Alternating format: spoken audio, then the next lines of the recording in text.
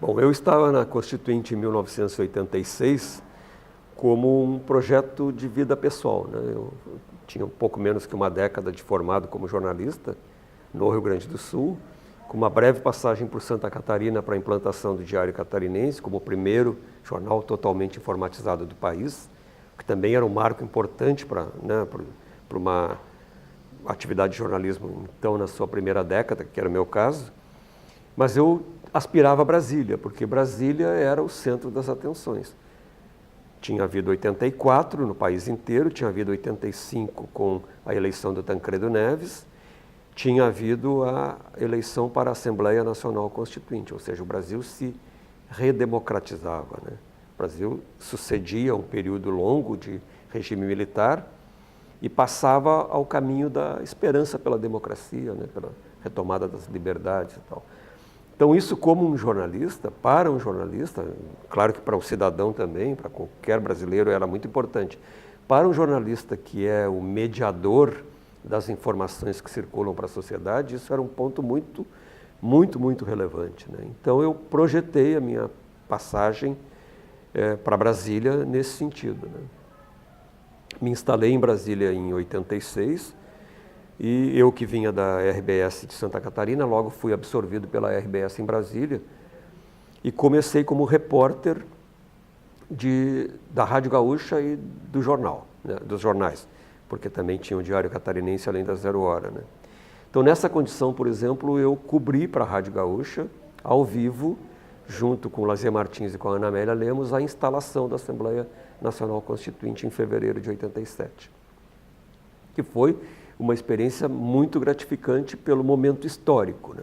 E aí até preciso fazer, de certa maneira, um parêntese, né? Eu fui e serei, né, sempre um jornalista com vínculo com o impresso, né? A minha relação com o jornalismo está pela forma impressa, né? Especialmente o impresso jornal, mas também a revista. De qualquer maneira, o meio que me fascina no jornalismo é o impresso. E eu vinha do impresso, os meus 10 anos de vida profissional eram no impresso, né?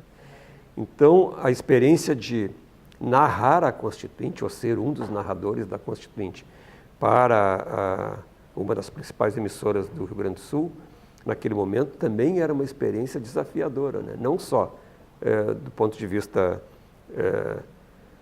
histórico, institucional do país, mas também pessoal para mim, né? Porque eu estava numa outra linguagem. Naturalmente, eu estava com dois monstros, no melhor sentido da palavra, né, da comunicação radiofônica, que eram e são o Lazier Martins e a Ana Amélia Lemos, e que foram muito generosos, né, na absorção da minha presença ali na cobertura, mas eu era um novo repórter para a rádio, né? Eu já tinha uma década como jornalista de jornal, mas não tinha experiência de rádio. Embora no Rio Grande do Sul, anteriormente, eu tenha sido repórter, redator e chefe de reportagem da Rádio Guaíba. Mas eu era muito mais de cozinha do que né, era muito mais de bastidores, era muito mais do que da própria rua, né? E ali na Constituinte eu estava, além do que, ao vivo, né? Então, a margem de erro era zero, né? Mas, enfim, foi uma experiência muito legal, muito gratificante aquela instalação. Logo a seguir, eu passei de repórter da emissora e dos jornais para chefe de redação da sucursal da RBS Brasília. Nessa condição, eu saía menos para as coberturas e ficava mais na coordenação das coberturas dentro da redação e no meio de campo com as redações de Porto Alegre e de Florianópolis e também da Rádio Gaúcha e também da televisão, né, para a gente estabelecer que tipo de cobertura ia fazer e tal, né. Mas uma vez repórter, a gente não deixa de ser repórter nunca, né. E a condição de chefe de redação também me deu alguns espaços para que eu cobrisse a Constituinte em situações específicas, né. E uma delas é que foi também um desafio espetacular, porque a redação funcionava mais ou menos assim, né, a redação da sucursal. Os repórteres iam para os setores de cobertura, então Palácio Planalto, os ministérios com ministros titulares gaúchos ou catarinenses, ou áreas afins à economia do Rio Grande do Sul, como a agricultura, mandavam as matérias por escrito, em papel, né, para a gente mandar depois por fax para as redações. E esse tipo de movimentação era, digamos assim, a rotina da redação, né? Mas em determinados momentos, a redação, os repórteres iam embora e o chefe de redação ficava ainda estabelecendo contato com Porto Alegre e Florianópolis para o que faríamos no dia seguinte, que pautas, o que a gente ia trabalhar, quem é que ia entrevistar, o que ia fazer aqui e acolá. Numa dessas situações, já em 87, já no final, já sai o primeiro esboço da Constituinte. E ele não estava previsto, não se imaginava que ele sairia naquele dia. E era mais ou menos umas 8h30 da noite, quando uma das repórteres que está no Congresso Nacional avisa, olha, vai sair o primeiro esboço da Assembleia Nacional Constituinte, eles estão imprimindo em folha corrida, assim, e mandam um motoboy aqui, porque estão separando uma para cada redação. Aí eu aviso Porto Alegre, aviso Florianópolis e era diretor de redação da Zero Hora, uma das pessoas que é considerada assim mais rato de redação da história do jornalismo gaúcho, né, que é o Carlos Felberg, né? E o Felberg diz assim, mais ou menos às 9 da noite, eu quero uma matéria capítulo por capítulo. E eu pondero para ele, Felberg, são 10 capítulos, mais a introdução e as disposições transitórias. São 12 textos, são 9h30 da noite. O material não chegou ainda, tem que ser lido, é um livro, é uma Constituição do Brasil, né? E ele diz, quero, e a Zero Hora vai dar amanhã. E aí, na redação tinha, além dos repórteres e do material e da equipe de apoio, tinha 2 profissionais de telex, né? Telex era um instrumento que escrevia sozinho a partir de uma fita que o digitador colocava lá e tal, que era uma ligação telefônica e aquilo que tu estava escrevendo na hora estava chegando pela ligação telefônica no outro lugar, né? No destino do telefonema, né? E os telexistas já tinham ido embora. Então era eu e eu na redação. E aí eu peguei aquilo, fui para o telex. O telexista é um exímio digitador, né? O jornalista pode ser um exímio digitador da máquina de escrever, mas a máquina de telex é um pouquinho diferente. Há posições de letras diferentes. Como ela é uma máquina que vem de uma origem estrangeira, ela não tem acento, não tem cedilha, não tem tio. E tu tem que catar ali para saber como é que tu vai convencionar que aquilo lá é um tio, né?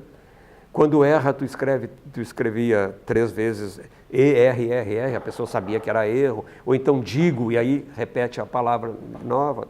Então eu coloquei aquelas folhas matriciais ali nas minhas pernas, embaixo do telex, comecei a digitar e gravar a fita, mas já com a ligação para Porto Alegre.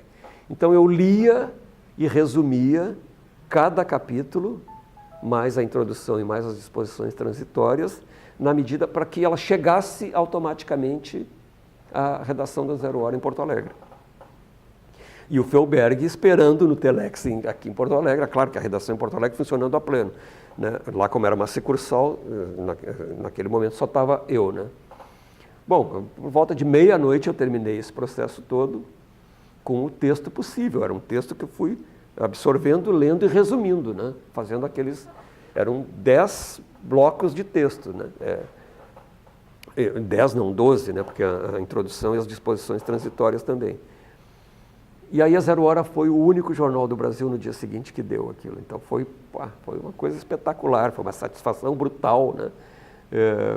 Eu saí da redação, fui para minha casa. O Felberg era tão rato de redação que depois ele ligava para a casa da gente.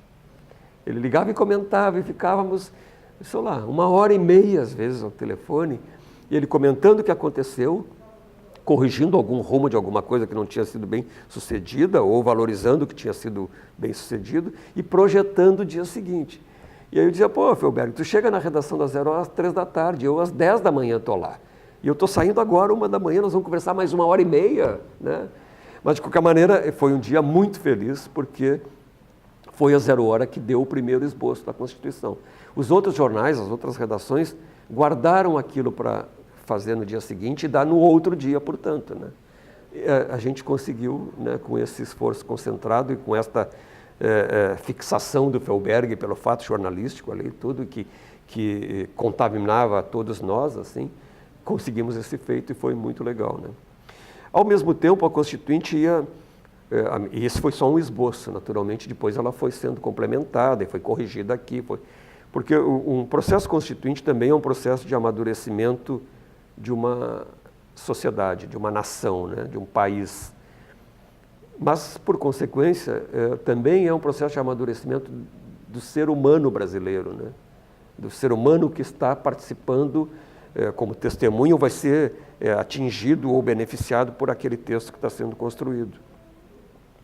E participar disso numa sociedade plural como a brasileira também é um ensinamento, porque te mostra o seguinte, ó, não há espaço para um pensamento único, né, numa sociedade desse tamanho. Há espaço para negociação de pontos de vista e de disputas lícitas que são próprias da democracia. Mas a gente não tinha uma democracia antes, então a gente não estava bem familiarizado com isso. Daí que esse foi um aprendizado para mim, para o além do jornalismo, né? Por quê? Porque eu aprendi que as pessoas podem divergir sem se antagonizar, sem se inimizar, né? Tu é adversário por ideias, por objetivos, tu não é adversário de vida ou morte porque alguém pensa diferente de ti, né? Nesse sentido, eu acho que às vezes eu fico pensando que a gente evoluiu um pouco na história recente do Brasil. Mas naquele momento, essa experiência para um jornalista com 10 anos de profissão, né, com uma carreira que se encaminhava na capital do país e com aquele momento histórico do país, foi muito, muito, muito gratificante. Porque também em paralelo a isso, quer dizer, então, tinha o fato tinha havido diretas já, tinha havido eleição de Tancredo, tinha havido Constituinte, estava havendo a Constituinte. Mas, ao mesmo tempo, isso formava um quadro, uma conjuntura que era de mudanças no país, né? Então, a privação de liberdade passa a ser uma coisa superada, a gente começa a ter liberdade. Eu sou de uma geração de jornalistas que iniciou a vida profissional sob privação de liberdades. E que no meio da minha trajetória eu precisei, eu tive o privilégio de usufruir com a liberdade, mas precisei me adaptar a como trabalhar com a liberdade. Então o jornalismo, por exemplo, foi muito afetado por isso, foi afetado positivamente, felizmente, né? Por quê? Porque a gente sai do jornalismo declaratório, abre aspas, fecha aspas, declarou fulano, e passa para o jornalismo, especialmente no impresso, para o jornalismo interpretativo, às vezes opinativo, mas um jornalismo que cumpre um pouco mais a sua acepção, né? Que é também de formação da sociedade, não só de informação. Isso foi um aprendizado que eu tive paralelamente a esse processo todo. E isso certamente foi uma coisa que me aculturou para além da profissão, né? Eu aprendi nesse processo todo, e tenho essa pretensão, né, de ser melhor, não só melhor como jornalista, ser melhor como pessoa. Porque quando tu aprende que discordar não é inimizar, né, quando tu vive numa sociedade como Brasília, e aí entra o aspecto geográfico de Brasília, né, o centro do país, com as pessoas que não eram de lá, porque não tinha uma geração nascida em Brasília ainda, então tu passa a conviver com a cultura do Nordeste, a cultura do Norte, a cultura do Centro-Oeste, que é a região própria dali, também com a cultura do Sul, que é a tua, mas também com a cultura do Sudeste, com os litorâneos, né, com o pessoal do Rio reclamando que não tem mar em Brasília, mas também com os estrangeiros, porque como é o centro do país, como é a capital federal, lá estão as embaixadas. Então este caldo cultural foi uma experiência que eu levarei para toda a minha vida, né? No sentido de tu aprender, no âmbito interno brasileiro, assim, a conviver com as ideias diferentes, assumir as responsabilidades da condição de jornalista voltado para o interesse público, né, que é a sua razão de ser, né, e que a privação de liberdades às vezes atenuava isso um pouco, né, dificultava isso um pouco, e tu conviver com culturas além das fronteiras brasileiras, né? Então, tu chegar na embaixada do Marrocos e de repente, convidado para um jantar e de repente te perguntarem se tu vais comer com talheres ou tu prefere comer com as mãos. Puxa, bom, e por que não comer com as mãos? É uma cultura que em alguns países acontece, né? Com religiões diferentes daquelas com que tu convivias normalmente no Brasil. Então, há sempre assim